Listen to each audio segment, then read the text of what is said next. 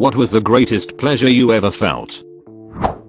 Getting that piece of popcorn out of your teeth. Watching people enjoy food I cooked. It never gets old. This one is kind of gross. For your information, I got surgery to fix a broken nose so I could breathe better. This involved having my nose packed with packing, essentially tampons, for a few weeks. It wasn't the removal of the packing that was amazing. It was the first time I blew my nose shortly after. It felt like a 1/2 cup of mucus was pulled directly from my brain and there was a golf ball sized result in the tissue. The best feeling I ever experienced was directly after that, where breathing through my nose was so incredibly easy. I felt like a superhuman who conditioned in the ants for months of something. I laughed with excitement. Yes, I had the same thing. A septorhinoplasty. Having all that gauze packed up inside my sinuses for days and days. The guy gets me to hold a dish under my chin. Starts pulling what seems like yards and yards of bloody gauze out of each nostril. Tears were streaming down my face. I did not care one bit. Oh, such a relief. Had the same procedure, but they had me put on a big apron with sleeves on that same plastic backed absorbent they use for the bib at the dentist. I looked at that thing and thought no good can come from this as I was putting it on. Surgeon yanked that packing out like he was trying to start a lawnmower and a flood on blood snot came rushing out of my nose. Both the worst and best feeling in the world from that. Best feeling was when the ent took the mother of all tweezers and yanked out the biggest bodger I've ever seen from somewhere behind my eyeballs. Yes, those tweezers from my nightmares. When the world stops and you realize they are going up your nose. But when the doctor pulled out a blood clot bodger the size of his palm, I swear I heard angels singing, and that immediate pressure relief was the most heavenly feeling. Wake-induced lucid dreaming and flying in said dream. Never felt anything more pleasurable before. Had sinus surgery and removing the internal splints after about a week. Being clogged up was probably the best thing in the world. I just had mine taken out a few weeks ago. I did not realize how big they were. The relief of the pressure and an unconscious reaction to seeing how large they were nearly made me pass out. But holy cow, I never knew that's what breathing could feel like. And the Cheez-Its I ate when I got home were the best things I'd ever eaten. This is weird, but the day I decided 100% to quit my toxic full-time job and retake my life, even knowing I had no fallback, driving 2 hours from my girl's house with the windows down, on a summer night with a warm breeze tussling my hair like getting a head pat by an angel. Spiritual State by New Jades playing. This overwhelming feeling of sincerity and resolve took me over. Everything was on point. It wasn't a blast of pleasure you get when you do something cool like jumping off a 15-foot waterfall, but more of a glaze over of goodness and self-care, like my world opening up again. Was finding a job direction after that initial feeling worth it? I'm in a similar position and been thinking about it for the last few weeks. Poland. 2002. I'm strapped into a C-130 in full combat equipment preparing to jump as part of an airborne training operation with the 173rd Airborne Division. We took off out of Aviano Air Base in northern Italy. For whatever reason, my dumbass didn't pee at all that morning. Not when I got up. Not after PT. Not after breakfast. As I stood in the airfield, after getting my harness and pack on, awaiting a jump master to check me out before boarding, I realize I really had to go. Once a jump master looks you over and clears you to jump, you cannot touch your equipment. Not unless you want to get smoked for wasting their time. So there I sit in the plane en route to Poland. I'm 22. This is my 9/10th training jump, not counting those in airborne school. The ride is 3 some odd hours. I now have to pee so bad I feel like my eyes are turning yellow. I have heard stories of guys just pissing themselves on long flights. Not sure if you all have seen the inside of a C-130 full of airborne troopers, but we are packed the heck in there like sardines. I can't move. I refuse to piss myself. I'm a grown ass man, damn it. The flight is excruciating. Let me just say that on every jump I have made prior to this one I get the jitters. Normal jitters. The kind you get because your brain has told you how illogical it is to be jumping out of an airplane. I have none of that now. Just a single focus: get the duck off this bad by any means necessary. The doors open as we near the drop zone. I stand up and hook up, and I'm literally crossing my damn legs to keep from pissing myself. Because my reserve chute and rucksack are tied onto the front of me covering my legs, I can't get at my dick. But I promise you all, if I could have, I would have been squeezing it like a 3-year-old to keep from pissing my pants. The green light goes on. I literally begin shoving the guy in front of me to get out the door. No fear, no thought to checking my line, looking at the drop zone before I jump, or even looking to see what the weather is doing. I'm in the air. My chute opens, and I pull my release that allows my rucksack to fall free of my body without even looking if a fellow trooper is below me. As I approach the ground, I'm mid-air fumbling with my BDU pants button to get my dick out before I even make contact with the ground.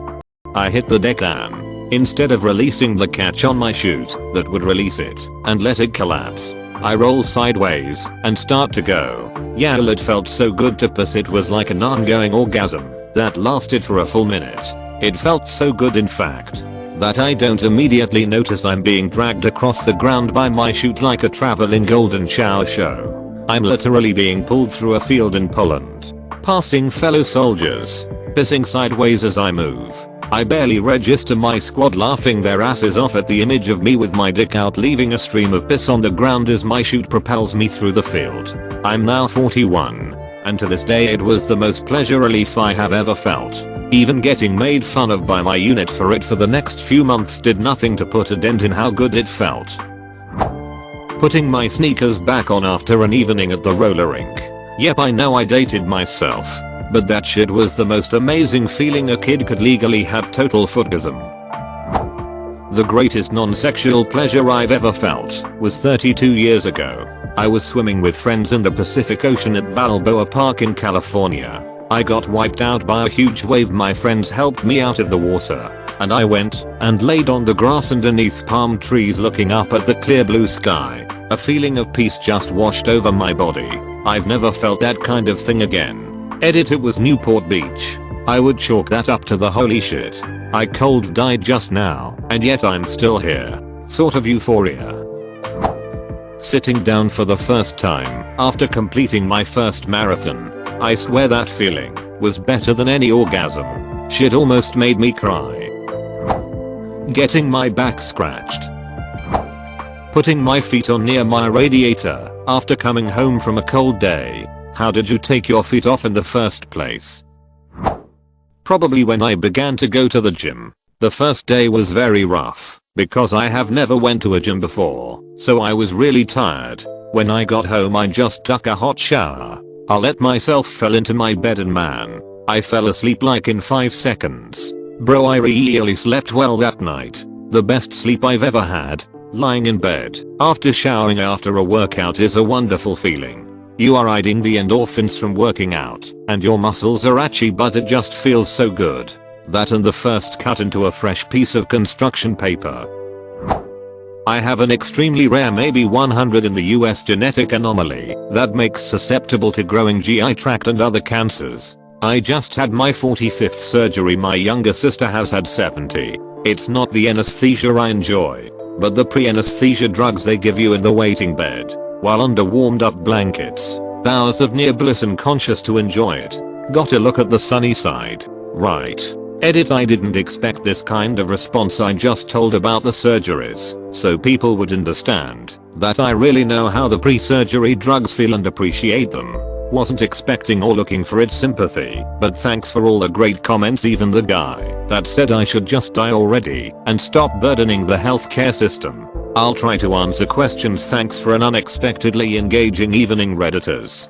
45 surgeries. Oh gosh. So would that once every few months. Most since I turned 33. But my first was at 6 years old. I'm 53 now. Had 5 in the last 13 months including 3 of my left lung removed. I will probably get a kidney out this year. Your username should be Brava Bigman 1001. I had a small project go wrong. As I went to fix one part, a subpart messed up. So I had to step back to work on that. Then a subpart messed up. I took another step back. What I expected to take 20 minutes took 4 eye showers. But 3.5 hours in, I thought there was no way it would work out at all. When I got it all fixed, I did the Billy Madison I am the smartest man alive. I've been riding that high for a few weeks now. Eater. I have to come clean here. This story is 100% true, but almost all comments have assumed I'm a programmer. I'm not. The project I worked on was repairing a set of auto-retracting window blinds. I learned a lot about blinds that day, but I'm not as cool as these people think I am. 99 little bugs in the code. 99 little bugs. Take one down. Patch it around. 117 little bugs in the code. I had a dream that I was a toaster. I woke with a feeling of anticipation. Then I made toast with pure concentration. Afterwards I was entirely fulfilled, having accomplished the ultimate purpose of my existence. You win.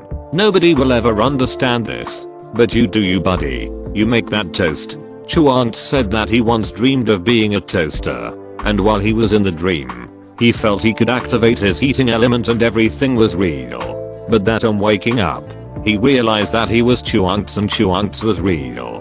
Then he thought and wondered which was really real.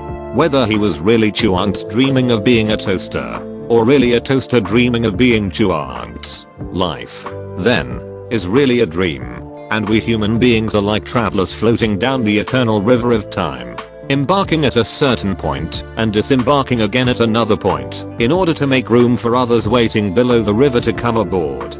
Half of the poetry of life would be gone if we did not feel that life was either a dream, or a voyage with transient travelers, or merely a stage in which the actors seldom realized that they were playing their parts. Lin Yutang. The Importance of Living 1937. Ch.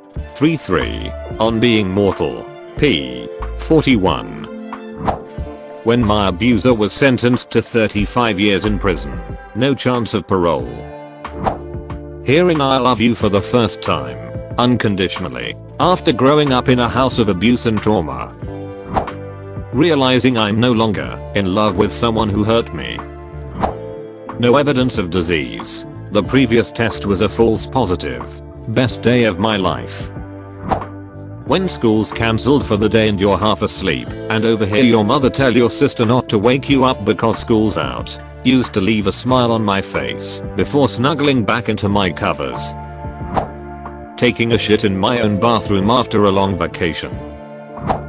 Not in intensity, but putting back a sock after brooches were removed in my foot. After 1 month of bandages and a special shoe to walk on your heel. Being able to walk with both feet level and in regular shoes was very surprising and awesome. Edit. Thank you for my first awards. This is a great pleasure too. Graduating college. I almost dropped out, but I'm glad I pushed through and worked hard to achieve my degree. Almost dying. I was drifting away, and it felt so good. Very scary. My grandmother coded once and used to say how instinctively annoyed she was they brought her back. She said it was the best feeling. Wow, I can see why everyone always suggests learning to code. Probably when it rains whilst the fan is on and you're under the blankets. Signing my divorce papers and my ex-wife saying, "Damn, you look good." She initiated the separation and divorce. I just hugged her, told her I loved her one last time, and walked the duck away. Edit. For those interested, we all have our issues. I had mine as well. Took the relationship for granted and was too causal about how good I felt about things. Got selfish in the meantime. We'd been together for 7 years, married for 6 months. She had a strange physical attraction to love ratio and was told at a young age, if you want to sleep with someone you must be in love with them. She came to me saying she was in love with her boss and had been for 2 years. We tried consulting to no avail. It blindsided me and I went to a dark place. Had an epiphany during the separation. Now I'm married to my high school sweetheart. 2 awesome stepsons. We are trying for a third child of our own. Damn you Redditors. You're not allowed to make my 3rd stepson unless you pay child support.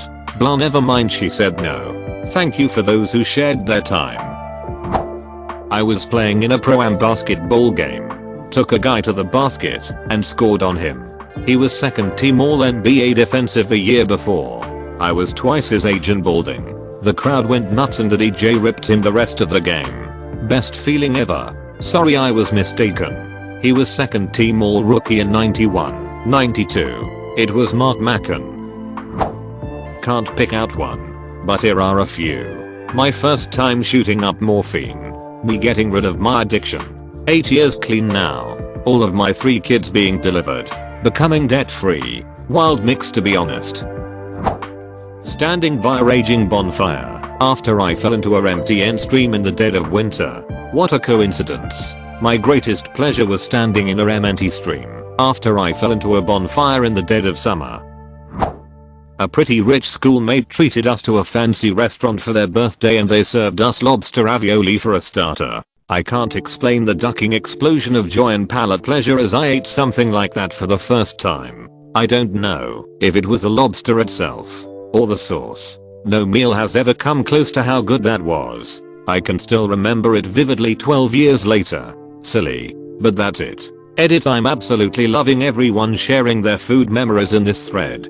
Please keep them coming. My husband's boss took us and all his coworkers out to this really upscale Japanese place and basically ordered everything on the menu to share at the table. We were having a great time.